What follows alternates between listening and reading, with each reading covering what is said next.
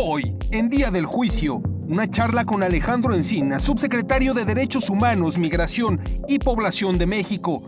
Día del Juicio, con Miguel Ángel Velázquez. Comenzamos.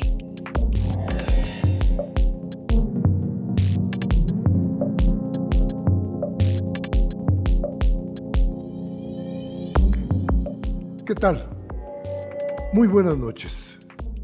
Hoy, en el Día del Juicio, vamos a tratar un asunto, creo yo, y usted dirá si sí o si no, un asunto muy importante, porque México ha pasado por momentos muy críticos. Ayotzinapa es sin duda alguno de ellos.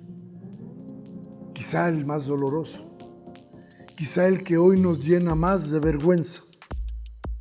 En este gobierno se ha tratado de echar luz sobre aquella noche de Iguala, aquella noche de la desaparición de 43 jóvenes, de una parte del futuro de nuestro país.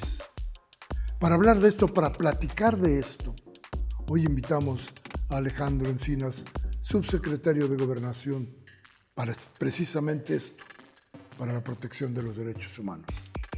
Con él vamos a platicar hoy, aquí, en el Día del Juicio. Soy Miguel Ángel Velázquez, quédese con nosotros. Alejandro Encinas, economista, egresado de la UNAM y orgullosamente Puma, dirigente político de izquierda dentro de la función pública, diputado federal a finales de los 80s y principios de los 90s, donde presidió diversas comisiones y coordinó la fracción parlamentaria del PRD. Con este partido se candidateó para gobernador del Estado de México en el 93. Secretario de Medio Ambiente del 97 al 2000, secretario de Desarrollo Económico entre el 2000 y el 2002, secretario de Gobierno del entonces Distrito Federal hasta el 2005. El 26 de julio de ese año, el entonces jefe de gobierno del Distrito Federal, Andrés Manuel López Obrador, presentó su renuncia y pidió que este fuera efectivo a partir del 29 de julio de ese mismo año. El órgano legislativo de la Ciudad de México aceptó la renuncia de López Obrador y ese mismo día designó a Alejandro Encinas, cargo que asumió el 2 de agosto, luego de rendir protesta ante el Pleno de la Asamblea Legislativa del Distrito Federal. Senador de la República en la 62 y 63 legislatura, presidente de la mesa directiva de la Asamblea Constituyente de la Ciudad de México, diputado por Coyoacán del Congreso de la Ciudad de México en el 2018. Actualmente es el subsecretario de Derechos Humanos, Población y Migración y entre otras muchas tareas, tiene a su cargo la Comisión Nacional de Búsqueda, el Mecanismo Extraordinario de Protección a Periodistas y Defensores de Derechos Humanos, el Mecanismo Extraordinario de Identificación Forense y encabeza la Comisión de la Verdad de Ayotzinapa. Pues bien, les comentábamos entonces que hoy hablar con Alejandro Encinas es un verdadero privilegio, porque hay una lucha detrás, una lucha de mucho tiempo, de muchos años, a veces de mucho sufrimiento.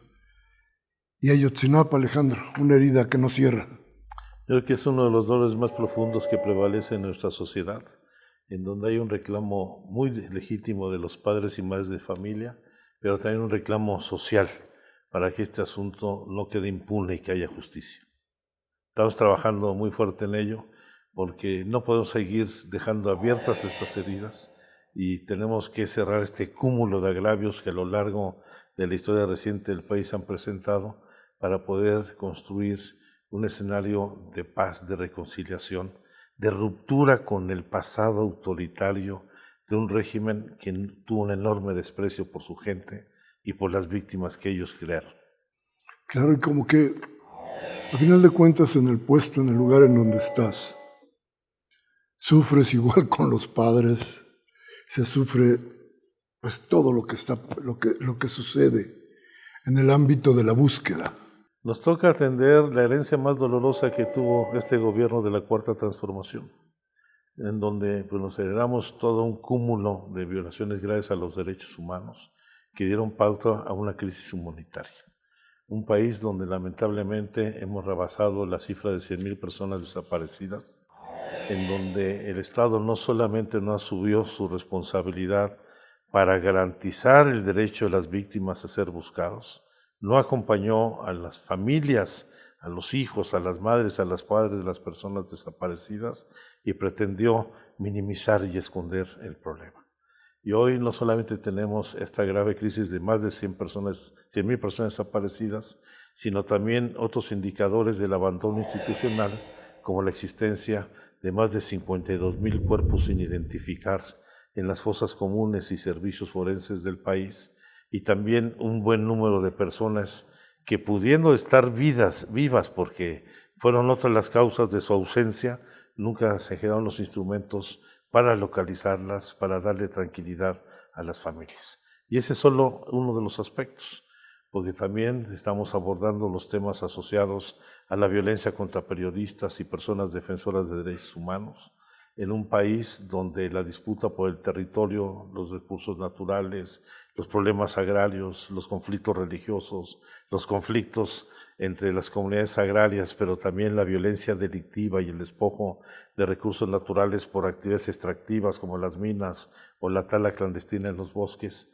ha provocado desplazamiento forzado interno de personas, en donde pues ya no es solo la pobreza, la desigualdad, los problemas del cambio climático quienes lo favorecen, sino las acciones del propio hombre que no da garantías para que la gente pueda vivir en su lugar de origen.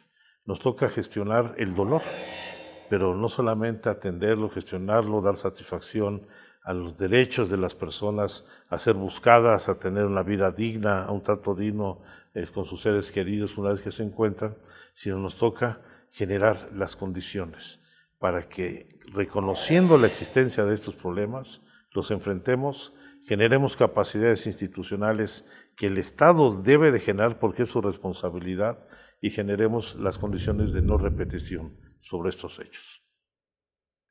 Acláranos una cosa, ¿por qué Ayotzinapa?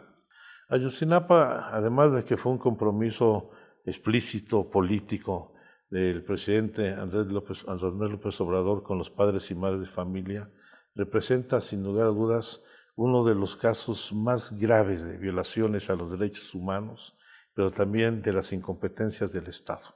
Nosotros lo hemos calificado como un crimen de Estado, en donde distintos agentes del Estado mexicano se coludieron no solamente en la desaparición de los muchachos, sino que se coludieron con un conjunto de actividades delictivas derivadas al tráfico de drogas, derivadas al tráfico de dinero, al tráfico de personas, en donde es la coalición de delincuentes y autoridades de distintos órdenes de niveles en la desaparición.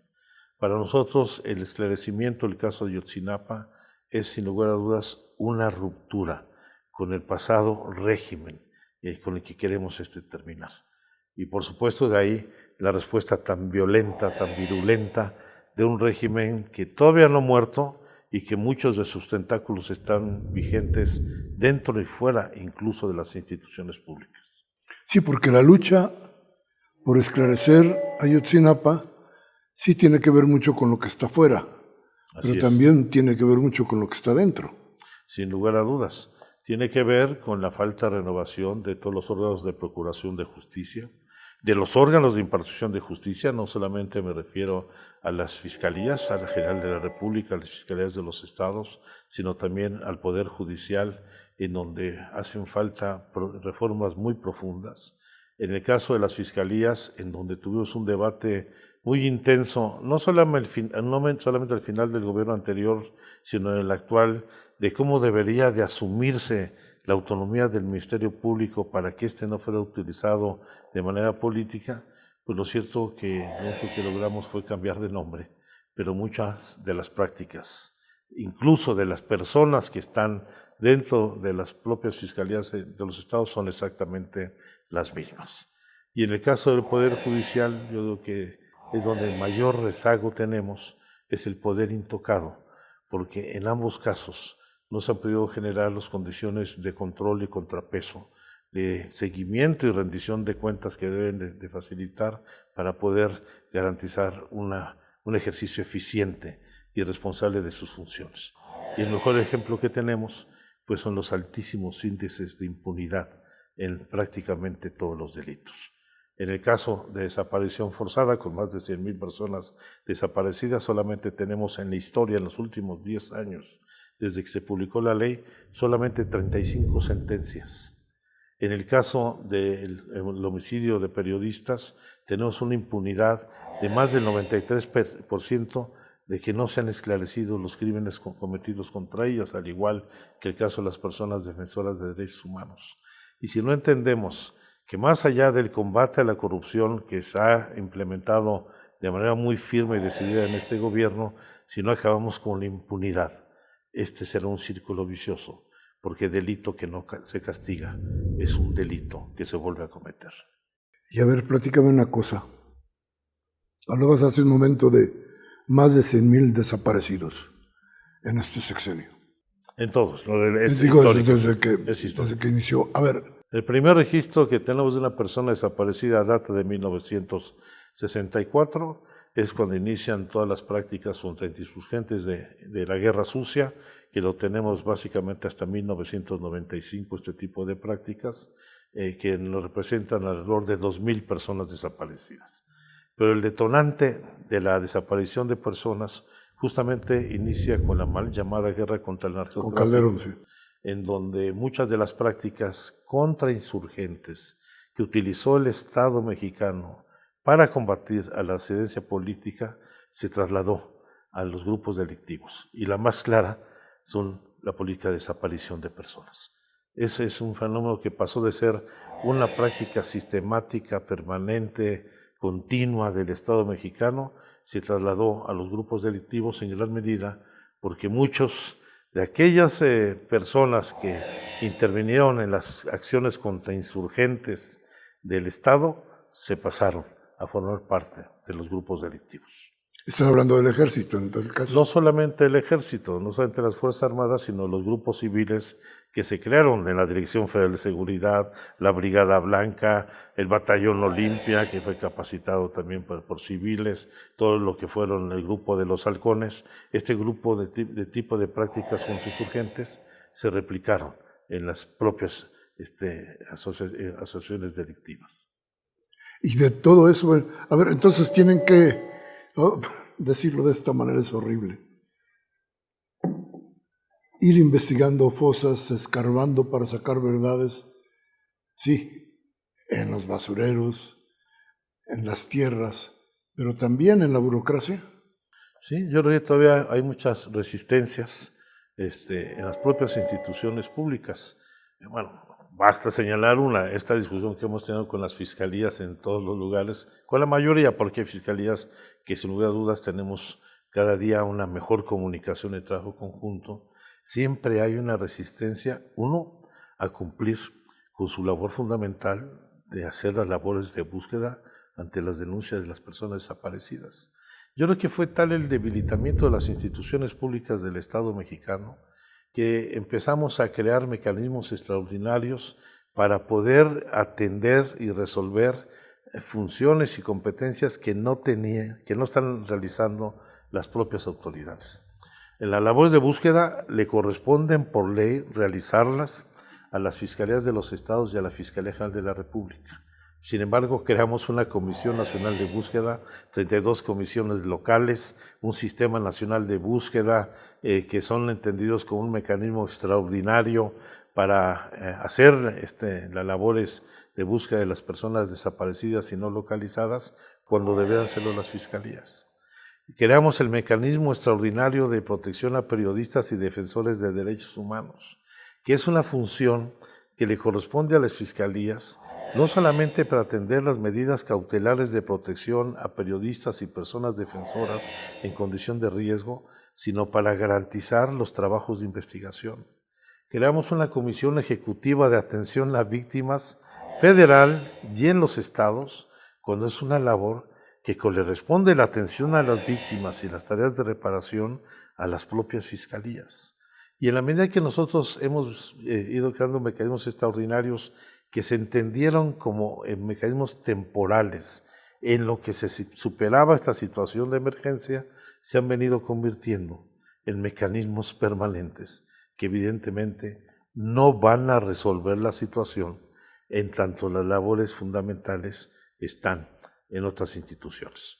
El último ejemplo de este tipo de mecanismos extraordinarios que es una solicitud de las familias, de las madres, las hijas de las personas desaparecidas, es el mecanismo extraordinario de identificación forense, que ahora se completa con la creación del Centro Nacional de Identificación Humana, que lo que busca es hacer todo el trabajo de identificación de los cuerpos que se encuentran en las fosas comunes en los servicios forenses de las entidades de la República, que no fueron identificados por la autoridad forense de cada entidad, que está en distintos ámbitos. En algunos lugares el servicio forense particularmente depende de las fiscalías, en otros lugares como Guerrero dependen de la Secretaría de Salud, en otros lugares como la Ciudad de México y Baja California dependen del Tribunal Superior de Justicia, pero no se ha hecho ese trabajo profesional, articulado, para la identificación oportuna de las personas sin vida que se encuentran ya sea en una fosa clandestina o que fueron resultado de un accidente automovilístico o que murieron por una enfermedad en la calle y que se van sin ningún registro o sin cumplimiento de los protocolos que establece la ley para garantizar su identificación, y no hay un reporte de carácter nacional que permita llevar el registro de las personas que, reportadas como desaparecidas o no localizadas, puede informarse a las familias. Hemos tenido casos en donde el servicio forense de un estado tiene durante 3, 4, 5 años identificado a una persona reportada como desaparecida que no se le reporta al familiar.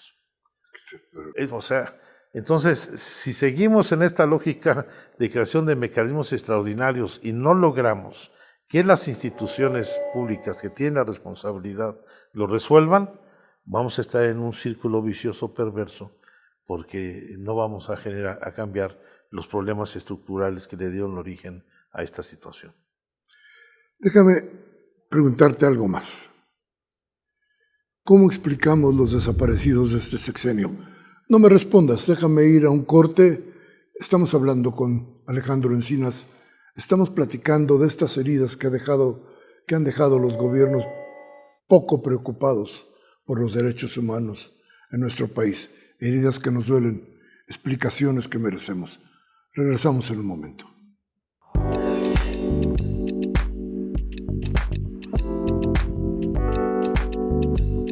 La libre educación, libre religión. Pues tal vez no al abuso de autoridad. Derechos humanos. La libre expresión. Pues supuestamente el defender a uno como ciudadano.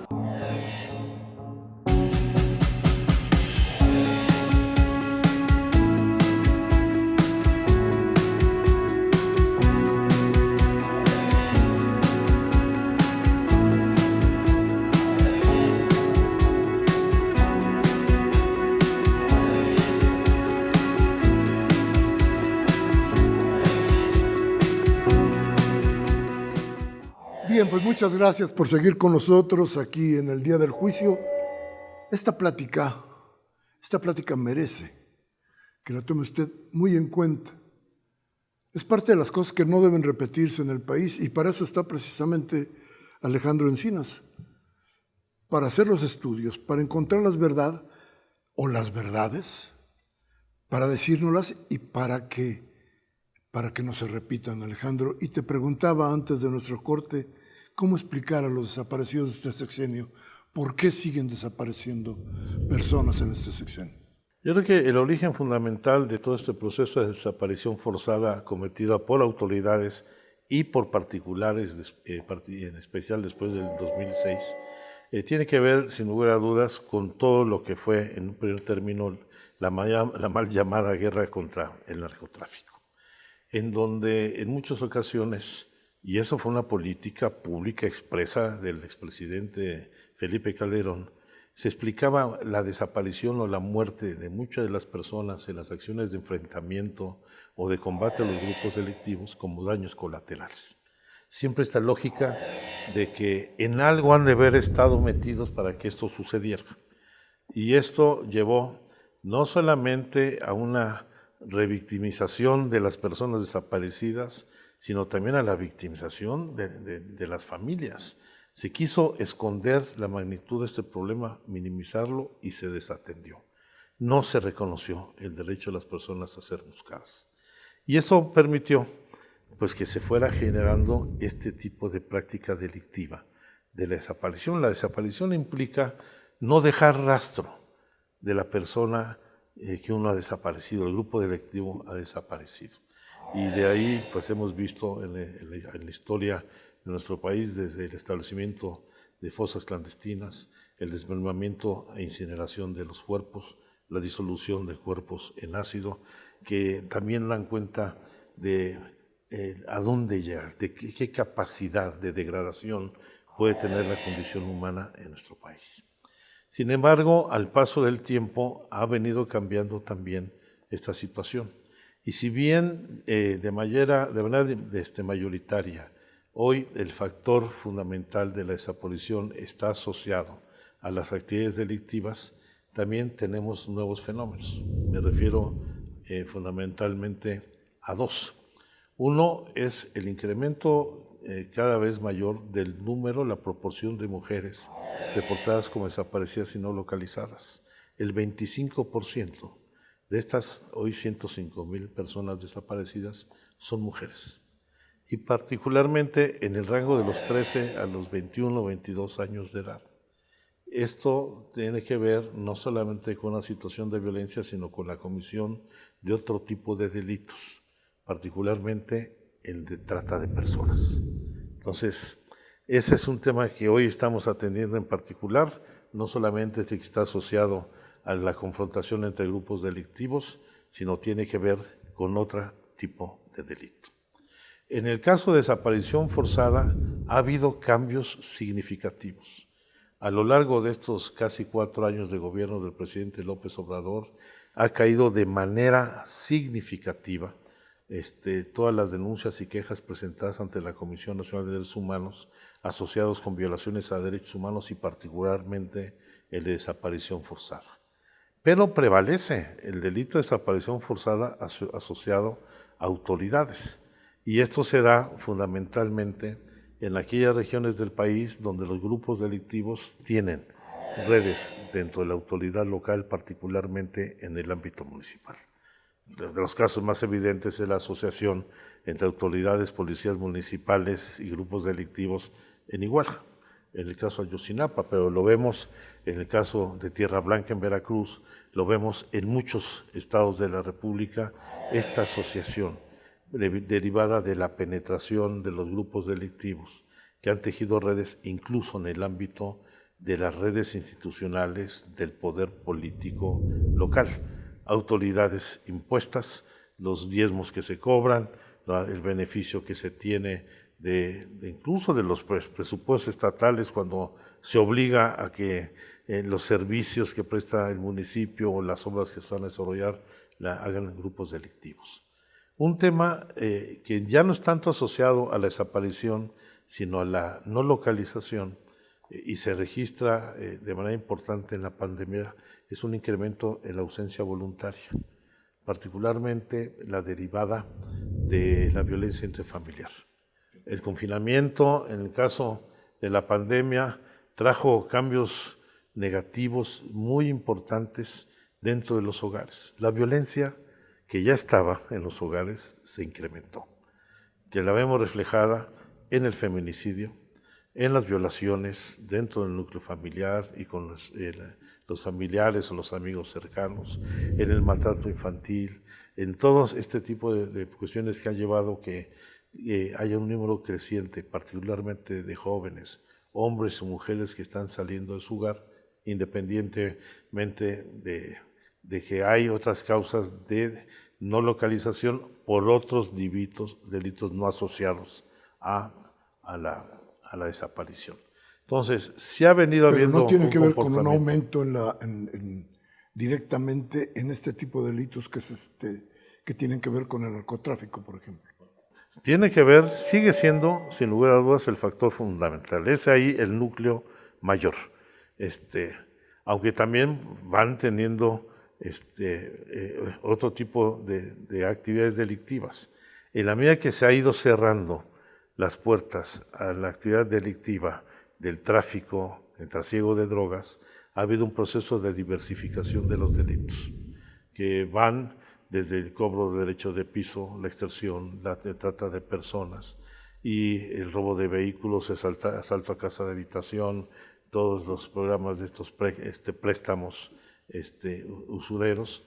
Y esta diversificación ha llevado a que se fragmenten más los grupos delictivos, que se vayan formando una especie de franquicias de los grandes cárteles, en donde con los grupos delictivos locales se hacen asociaciones donde se les paga con droga a estos grupos delictivos, y esto evidentemente sigue siendo el factor fundamental.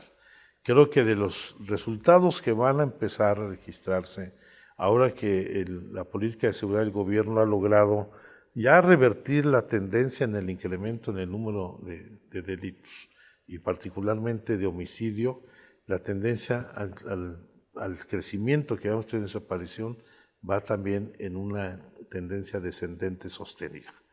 Va a llevar tiempo, pero se está logrando.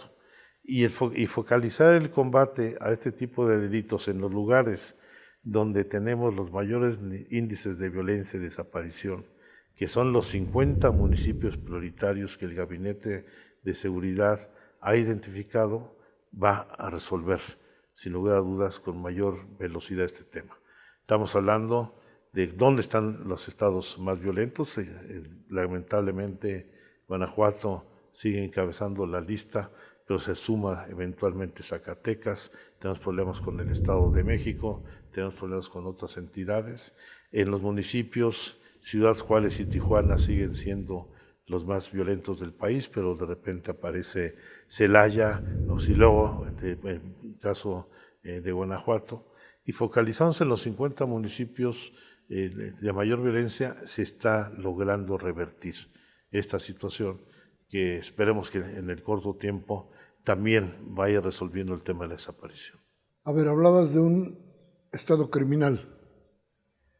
Hoy un estado con agentes criminales en algunas partes del territorio. No todo el estado es un estado criminal. Yo estoy convencido que el gobierno federal ha logrado superar esa situación. Con Ayotzinapa lo calificaron como un crimen de estado. Así es.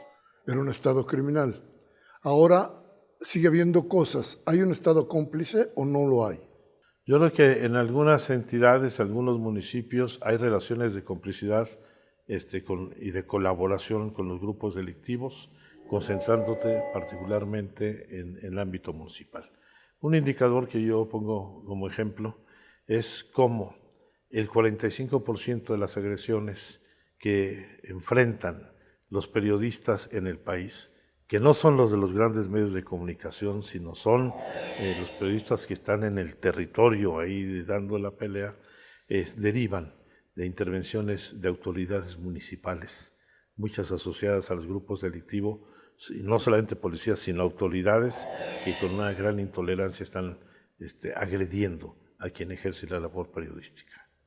Pensamos, por lo que nos platicabas hace un momento, en Guanajuato. En todo el país, cuando vemos este tipo de agresiones y vemos territorios controlados, vemos los problemas en Colima, en Guadalajara, en Sinaloa, en Sonora, que ha sido muy claro, los problemas en Baja California, todo lo que es el corredor de la frontera norte, particularmente en Tamaulipas y posteriormente hacia el Golfo en el estado de Veracruz y los estados asociados.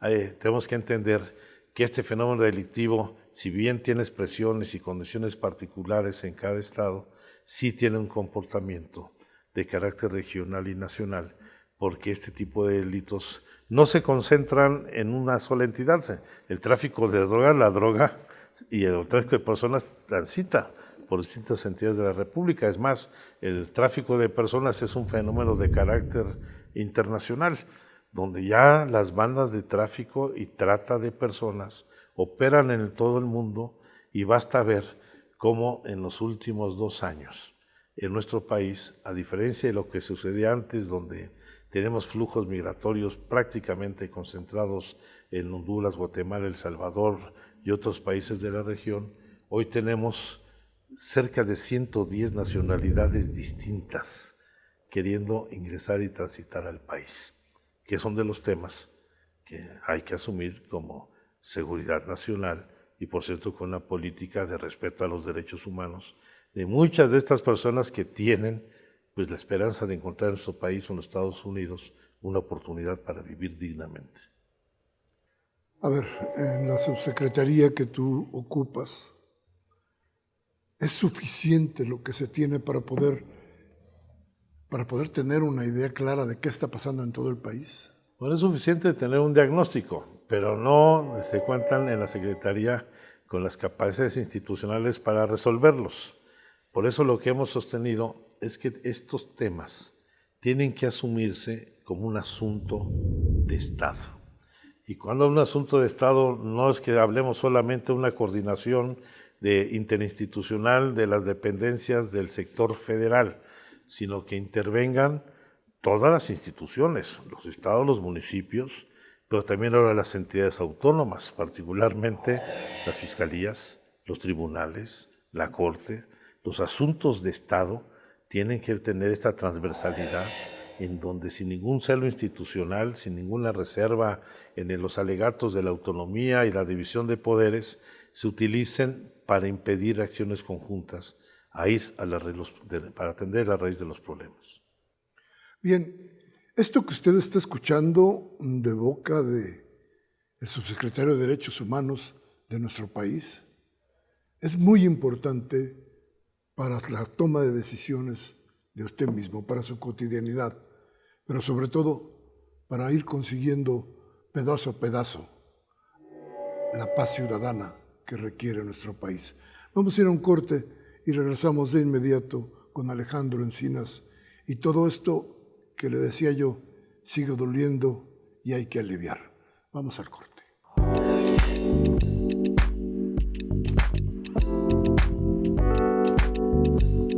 Pues a la Fiscalía, yo creo, ¿no? General de Justicia. Y como ir a la policía, ¿no? A dar una denuncia o algo así. Hablar y comunicarse uno para que auxilien a uno. Sí, de hecho tenemos la delegación muy cerca y sí es donde podrían atender casos de ese tipo.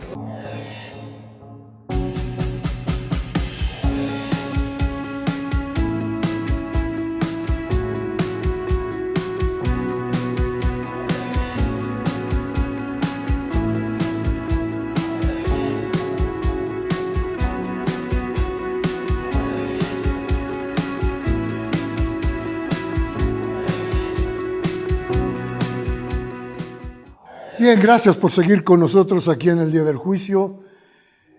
Interesante todo lo que estamos oyendo. Esto, le decía, es importante para sentirnos seguros, para lograr la paz en nuestro país. Esa es parte importantísima de la labor de Alejandro Encinas, pero tampoco resulta fácil, porque creo, para regresar un poco a Ayotzinapa, también ha sido el gran pretexto, porque Ayotzinapa es eso, la herida social que nos ha dejado una atrocidad de ese tamaño.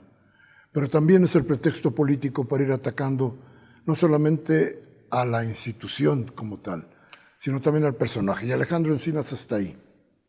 Sí, bueno, yo ya esperaba una reacción después de presentar el informe de esta magnitud.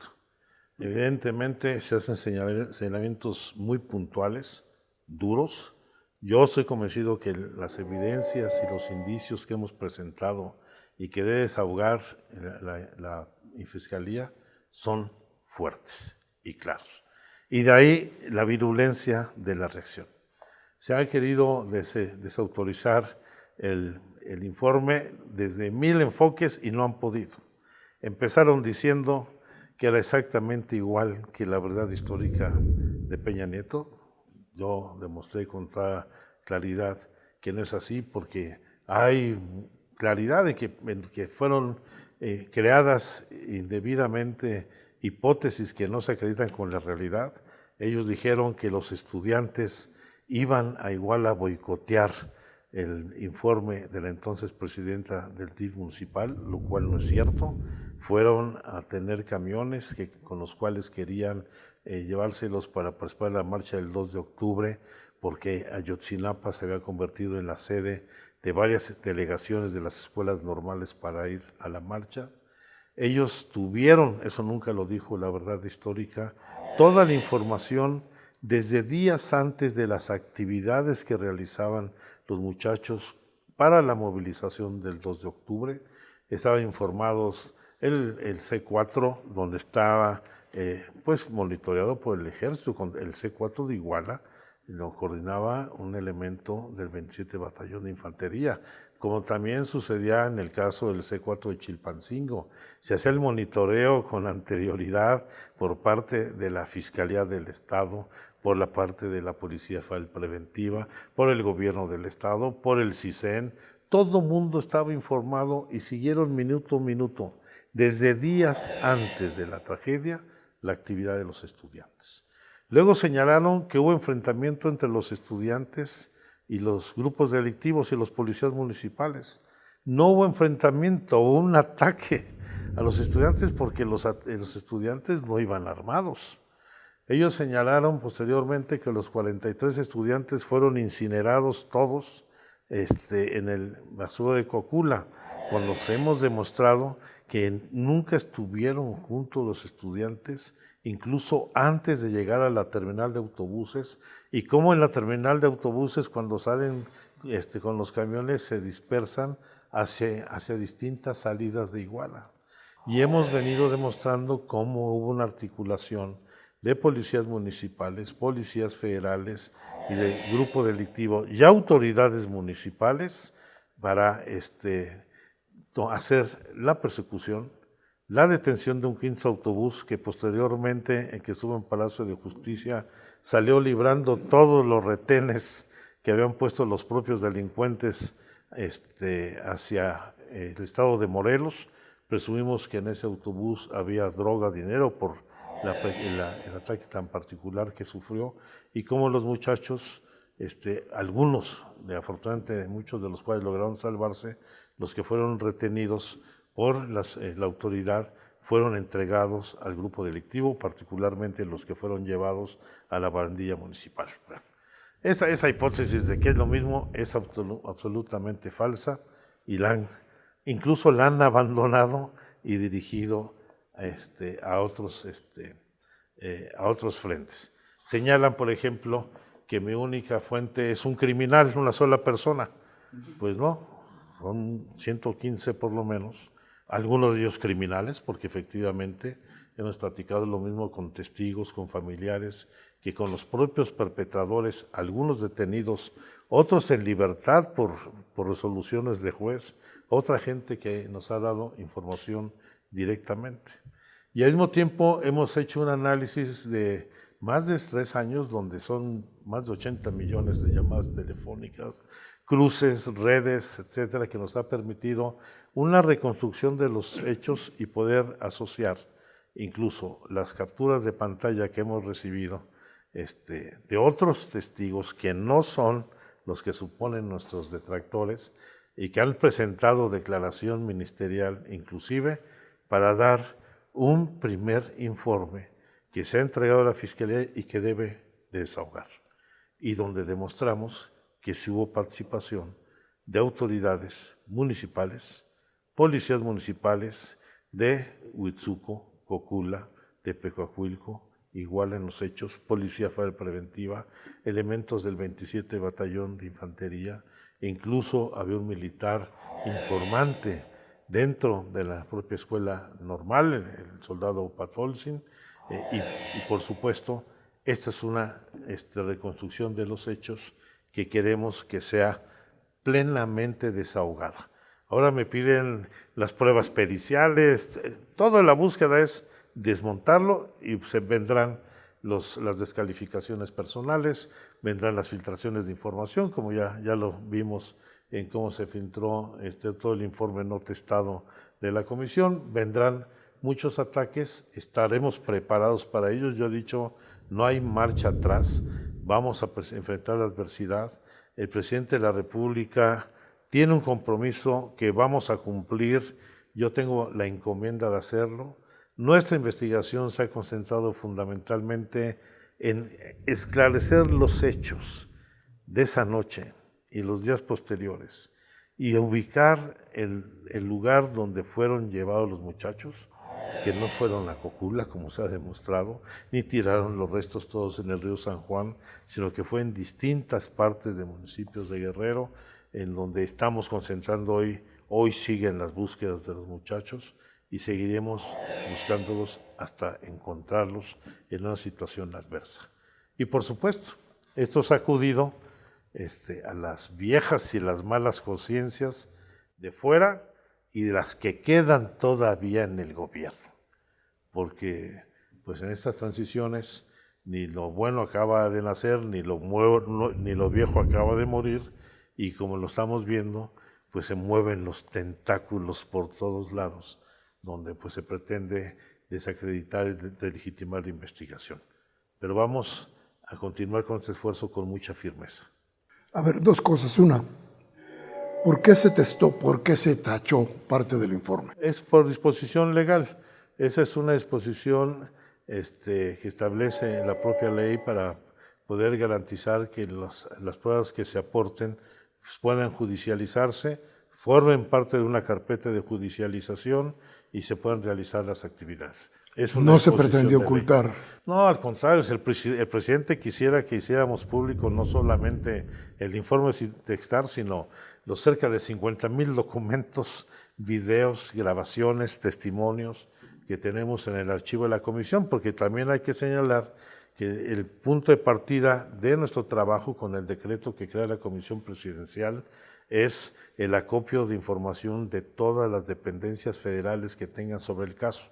La Secretaría de la Defensa Nacional, que es la que más documentos ha aportado, cerca de 18,000, la Marina, lo que fue la Policía Federal Preventiva y la Guardia Nacional, la Secretaría de Seguridad Pública, la Secretaría de Gobernación, la Comisión Nacional de Derechos Humanos.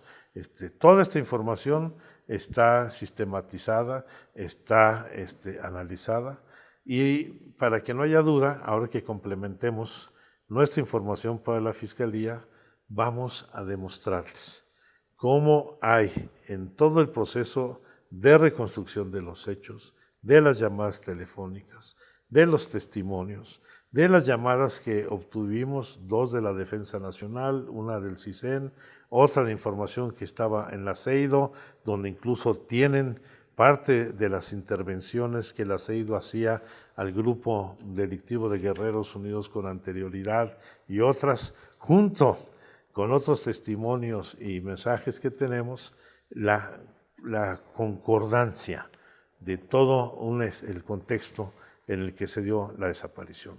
Yo sinceramente tengo la conciencia tranquila, sabía que se iban a venir con todo contra el presidente, contra la investigación, contra el ejército, contra un servidor. Quieren amarrar las manos con el ejército. Miren, yo respeto todas las instituciones, pero si un elemento de cualquier institución comete un delito, debe ser castigado y no debe solaparlo absolutamente nadie. Y es así como estamos actuando. A ver, por esto de las filtraciones, Sí. ¿Quién tenía el informe sin testar? Bueno, lo tenía por supuesto el presidente de la República y el secretario de Gobernación y un servidor, que estas cosas las discutimos como corresponde entre Solamente, los tres. es decir, En el gobierno nosotros lo hicimos llegar a la Fiscalía. A la Fiscalía no se le entrega un informe testado, se le informa a la unidad especial, lo entregamos el día 19 de agosto, al día siguiente, y no fue hasta el día siguiente que queríamos entregarlo, sino fue el día y el horario de recepción que nos indicaron. Pedimos incluso declaraciones ministeriales de testigos que han colaborado para fortalecer lo que está señalado en el informe. Bueno, es básicamente donde está concentrada la información. Yo he pedido que a la Fiscalía que haga una investigación sobre de dónde se dio la filtración, de donde sea. No estoy acusando incluso a la Fiscalía, que luego se lo tomaron muy a pecho, sino de donde haya salido. Si salió de mi oficina, que me lo digan. Si fui yo, que me lo digan. Pero el primer sorprendido fue un servidor.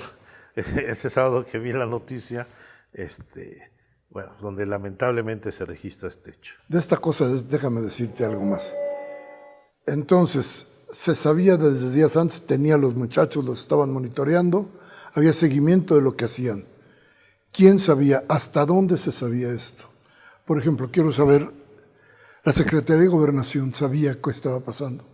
Yo estoy convencido de que sí, porque en aquel entonces el CISEN dependía directamente de la Secretaría de Gobernación y tenía una delegación en Iguala.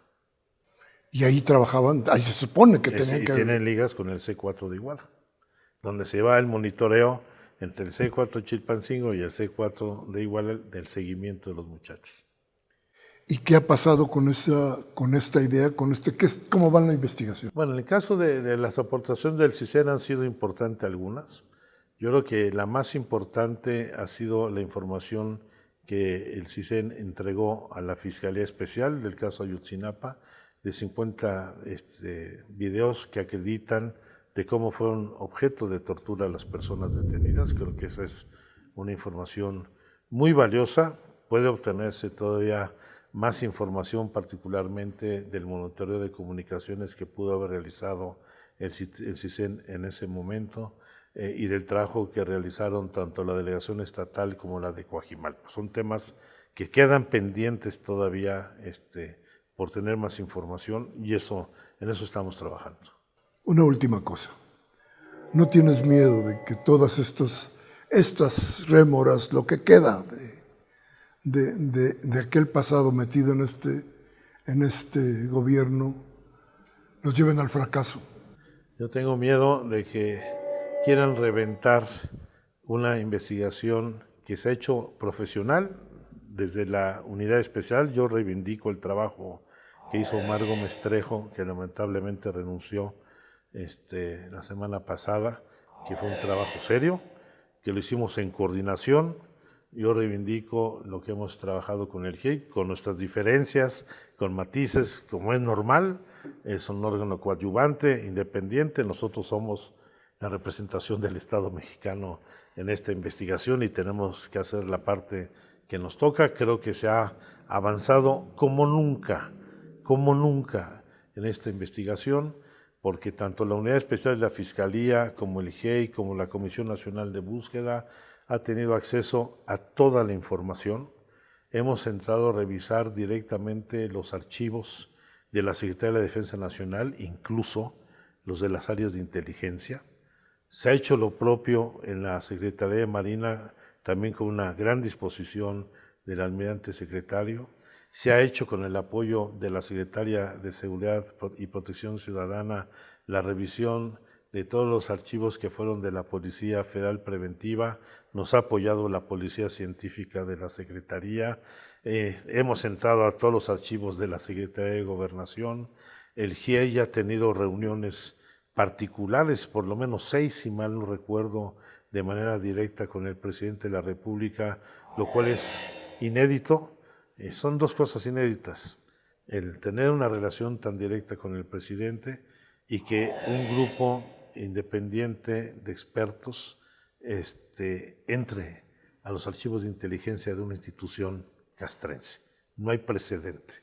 Todo esto ha ayudado muchísimo, más los testigos, más las colaboraciones que hemos tenido. Existen elementos suficientes para esclarecer esta situación en los dos momentos. Desde el momento de los hechos de violencia y desaparición hasta la construcción de la verdad histórica. Ya había dicho que era la última, pero no es cierto. A ver, déjame decirte una cosa. ¿En este sexenio se acaba la investigación? Pues es nuestra obligación. No queremos rebasar de este periodo de gobierno, porque creo que hoy están dadas todas las condiciones para hacerlo. Y aunque no tiene que ver con Ayotzinapa, tiene que ver con toda esta situación, hubo un costo, estamos pagando algún costo por abrir el campo militar número 1 para las investigaciones sobre la Guerra Sucia, 68, etc. Yo creo que no, yo creo que por el contrario, la Secretaría de Defensa Nacional está ganando mucho. El haberse abierto al escrutinio, no solamente de una institución como la Comisión de la Verdad, que es una institución creada por el presidente de la República, sino también a los sobrevivientes, a los familiares de las víctimas, es un gran avance. Yo creo que más allá, que es muy importante todo el esclarecimiento, la investigación de estos hechos, tanto la Comisión de la Verdad como el caso de Yotzinapa, puede sentar un presente histórico muy importante en México y en el mundo para señalar de que el Ejército y las Fuerzas Armadas también deben estar sujetos al escrutinio público y que no son entes aislados del Estado mexicano y que la rendición de cuentas fortalece a las Fuerzas Armadas y cuando algunos de sus elementos incurren en delitos o atentan contra las libertades y los derechos de la población civil, deben de rendir cuentas y ser castigados. Ese es el debate de fondo.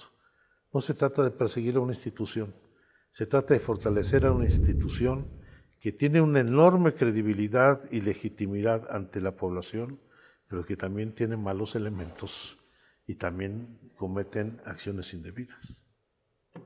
Alejandro, muchas gracias. Al contrario. Qué bueno que estuviste con nosotros, qué bueno que nos puedes hablar de todo esto. Es significativo que se pueda hablar con esta libertad de todo esto que hemos tratado hoy contigo aquí en el día del juicio. Ya quisiéramos haberlo hecho esto en los años 70. Hubiera sido muy imposible. Algo nos hubiera pasado. No estaríamos por acá. A usted también. Muchas gracias por haber estado aquí con nosotros en el día del juicio. Soy Miguel Ángel Velázquez y como siempre, recuerde, tengo algo que informarle. Hasta la próxima. Sí pasa algo cuando denuncia, ¿no? Pasará que a veces no le voy a poder regresar su celular, pero la información que me dan es muy importante porque la estoy metiendo a análisis, a geolocalizaciones, etcétera, para ir atacando algunos delitos como fenómeno criminal. A veces es difícil uno por uno, pero como fenómeno criminal puedo atacar el robo a transeúnte,